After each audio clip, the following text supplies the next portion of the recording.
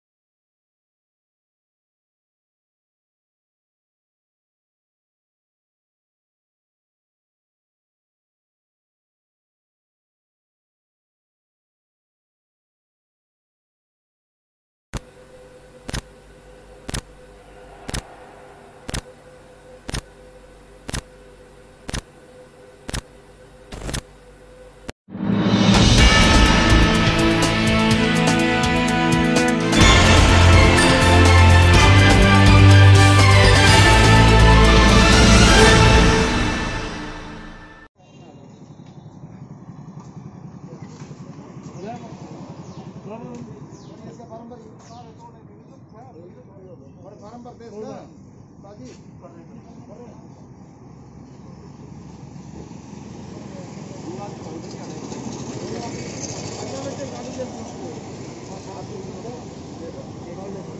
कर दे फोन बंद कर दे, फोन बंद कर दे, आपसे निकाल ले, ठीक रह जाएगा। अब फिर फोन लगा रहा, मैंने कहा ना कि अपना आरसी फोन कर ले, फिर बाद में कर लिए फोन, कोई बात नहीं, फोन करने का मौका देंगे तेरे को।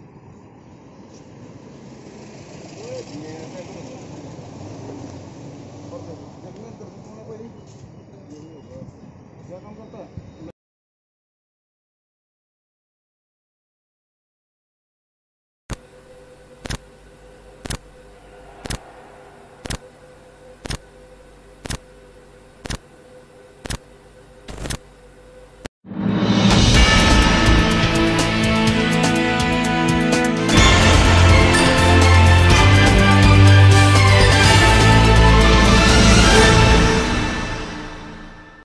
सोशल डिस्टेंसिंग के मामले में थाना वजीरगंज पहले से ही सतर्क रहा है और उसने सोशल डिस्टेंसिंग के साथ राहगीरों को बार बार समझाने की कोशिश की है। इतना ही नहीं, पुलिस ने मोटरसाइकिल पर एक व्यक्ति और कार में 2 व्यक्तियों के साथ यात्रा करने की बात कही है तथा थाना वजीरगंज ने सघन चेकिंग अभियान के तहत मास्क न लगाए होने पर तथा गाड़ियों के पूर्णतः कागज कंप्लीट न होने पर भी जुर्माना डालकर गाड़ियों के चालान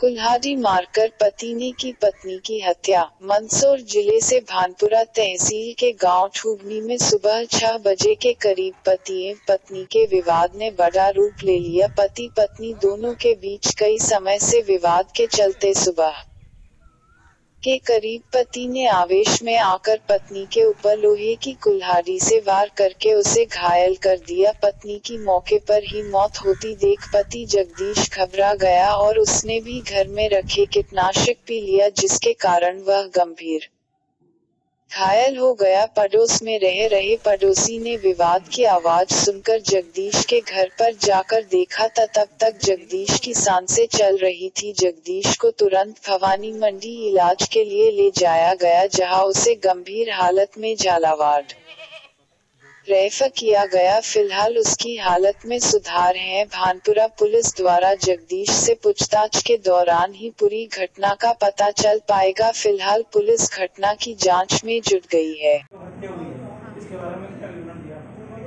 ये पारिवारिक विवाद के चलते जो हुआ है, उसमें जो आरोपी है जगदीश पिता बख्तीराम उम्र 45, इसने लंबे समय तक पारिवारिक विवाद और पति पत्नी में शंका के चलते सुबह अर्ली मॉर्निंग 5 से 6 के बीच की घटना घटित हुई है, जिसमें जगदीश ने लोहे की जो कुल्हाड़ी रहती है उससे 3 बार वार किया, एक सामने की साइड और पीछे गर्दन की साइड कान के नीचे।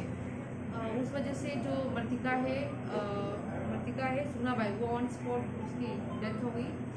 और इसी घटना को चलते जब पति जगदीश घबरा गया है तो उसने घबराहट के कारण जो कीटनाशक दवा रहती है वो उसने ऑन स्पॉट पे पी ली थी। जब हम घटनास्थल पे पहुंचे तो सरपंच चौकीदार से पहुंच गए थे, तो उसे पति की सांसें चल रही थी, जिंदा हालत में था, तो उनको तुरंत भवानी मंडी रेफर किया गया। भवानी मंडी से फिर उनको झालावाड़ रेफर किया है।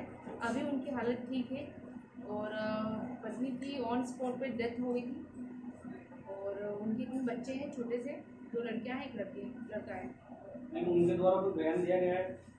बच्ची घटनास्थल पर घटना 5 से 6 के बीच की सुबह की है। तो पास में उनके जो अंकल का घर भी था, उन लोगों में ये चीज़ें बता रहे थे कि झगड़ा चल रहा था, सुनाई दे रहा था।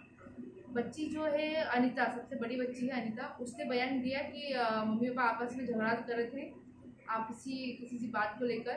पापा ने गुस्से में आके मम्मी को कुल्हाड़ी से मारा, 3 बार मारा। उसके बाद पापा जब घबराहट, मम्मी मतलब मरी ना मरी देख रहे थे, चेक कर रहे थे, उसके बाद उनको घबराहट सी लगी और फिर उन्होंने जो कीटनाशक जो इली मारने की जो दवा है वो पी ली।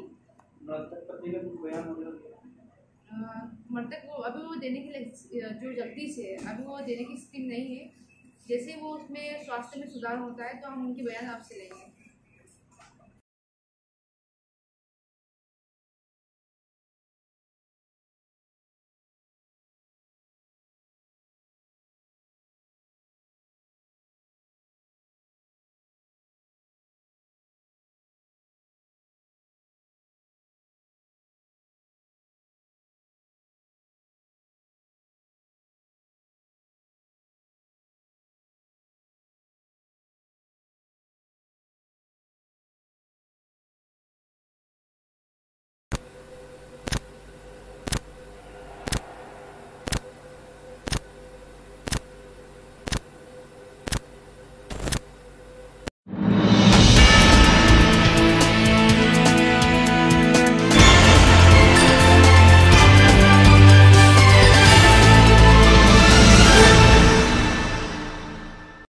कोरोना वैश्विक महामारी काल में एवीएस स्कूल बदायूं ने किया बहुत ही सराहनीय कार्य। विद्यार्थियों का 3 माह का शुल्क किया माफ। एवीएस स्कूल बदायूं की प्रबंधन कमेटी ने बताया कि स्कूल के स्टाफ एवं अभिभावकों के अनुरोध पर स्कूल प्रशासन ने सभी छात्र छात्राओं का 3 माह अप्रैल, मई, जून का शुल्क माफ कर दिया, जिसमें स्कूल के स्टाफ ने अपना सहयोग दिया और वेतन न लेने का निर्णय लिया। कोरोना महामारी का पूरे विश्व पर प्रभाव पड़ा है, जिससे ग्रामीण क्षेत्र के किसान और कस्बे के व्यापारी भी अछूते नहीं है। इस कारण से अभिभावक अपने बच्चों की फीस देने में अपने आप को असहाय महसूस कर रहे थे।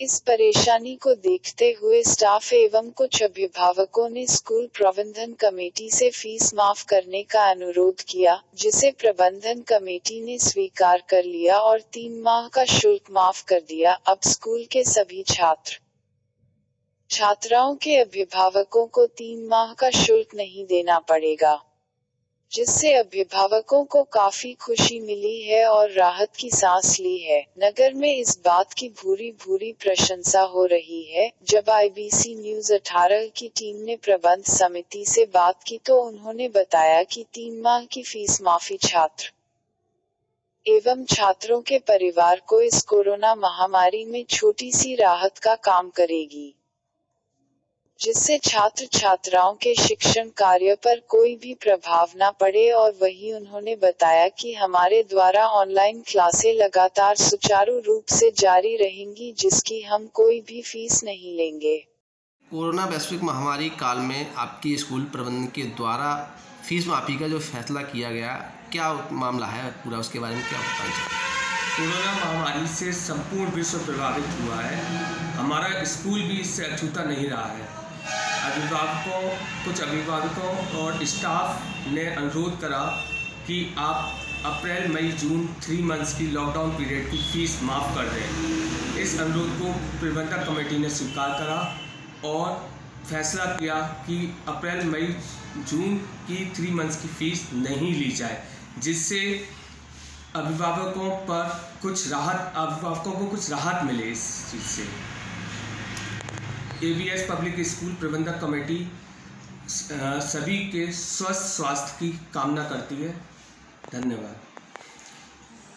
जैसे कि ये कुछ चर्चाएं चली हैं आपके स्कूल को लेकर, जैसे कोरोना महामारी में आपके स्कूल प्रबंधन के द्वारा जो फीस माफी का एक फैसला लिया गया है, क्या है पूरा मामला? देखिए, स्कूल में सभी स्टाफ ने और कुछ अभिभावकों का अनुरोध था कि हम स्कूल में बच्चों की 3 महीने की फ़ीस माफ़ कर दें। तो इस पर सभी प्रबंध कमेटी ने निर्णय लिया कि चूँकि कोरोना की वजह से सभी लोग परेशान हैं और फीस देने में उन्हें आगे दिक्कत भी आएगी। तो उसका निर्णय लिया गया कि हम इन 3 महीने की अप्रैल, मई और जून की फ़ीस माफ़ करते हैं। वो हमने किया, जिससे अभिभावकों में ये भी रहेगा कि वो संतुष्ट रहेंगे और आगे उन्हें कोई दिक्कत नहीं होगी, और हम उनके उत्तम स्वास्थ्य की कामना करते हैं।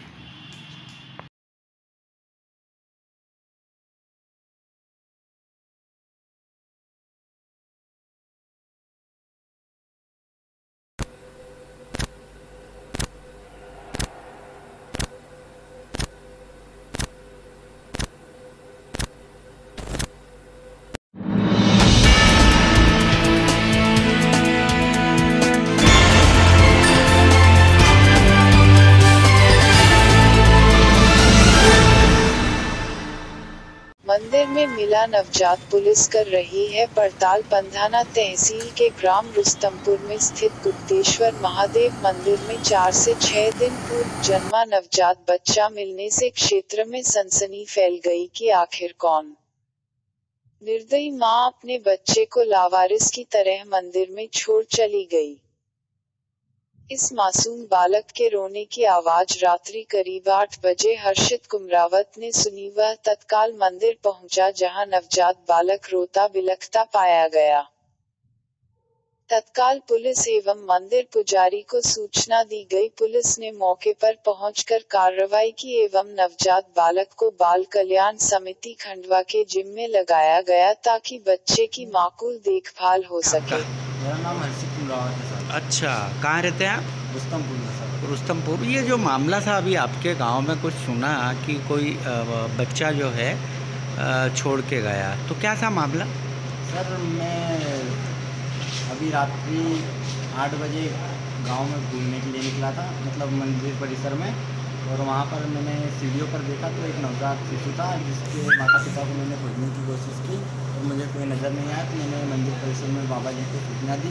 उसके बाद मैंने भैयाओं को सूचना दी। उसके बाद उन्होंने डायल नंबर पर फ़ोन किया और पुलिस आई और पुलिस बच्चे को लेके गई और हमने फिर थाने आके रिपोर्ट दर्ज करवाई। तो ऐसा कुछ दिखा नहीं कि कोई महिला है या फिर कोई पुरुष है जिसको कि यानी वो बच्चा रख के गया हो, ऐसा कुछ बता सकते हैं? मैंने देखा था एक साइड में इधर उधर, बाबा जी को भी बोला था इधर उधर देखा हमने, पर कोई हमें नहीं दिखा। तो अब बच्चे को कहाँ रखा है? सर वो गाड़ी पुलिस वाले ले गए जिला अस्पताल में। जिला अस्पताल में। बच्चा अच्छा था, स्वस्थ था? स्वस्थ था बच्चे का। उसकी एक आँख नहीं खुल रही थी। एक आँख नहीं खुल रही थी। क्या नाम बताया आपका? हर्षित कुमरावत। जो नवजात शिशु का मामला जो आया है वो क्या है? रात को तकरीबन 8:20 पे डायल 100 पे सूचना मिली थी कि एक अज्ञात लावारिस 4 से 5 दिन का बच्चा शिव मंदिर की सीढ़ियों पे पाया गया है, जिसे मौके पे पहुंच के खंडवा हॉस्पिटल रवाना कर दिया गया है, जहां उसको भर्ती कर दिया गया है एवं CWC अधिकारियों को सूचना दे दी गई है, जिससे उनको बच्चे को सुपुर्द किया जाएगा एवं मामले की कार्रवाई कर आगे विवेचना में दिया जाएगा। सर बच्चा स्वस्थ था? हाँ, बच्चा स्वस्थ है। ऐसे कुछ घाव वगैरह या फिर कुछ ऐसा कुछ जिससे कि कुछ उसके साथ होनी अनहोनी की गई हो, ऐसा कुछ मामला है क्या? नहीं, बच्चा पूरा तरीके से स्वस्थ है एवं उसके शरीर पे कोई घाव नहीं है और इस बात का मतलब पूरा स्वस्थ है वो भी, और ऐसी कोई उसके साथ अनहोनी नहीं हुई।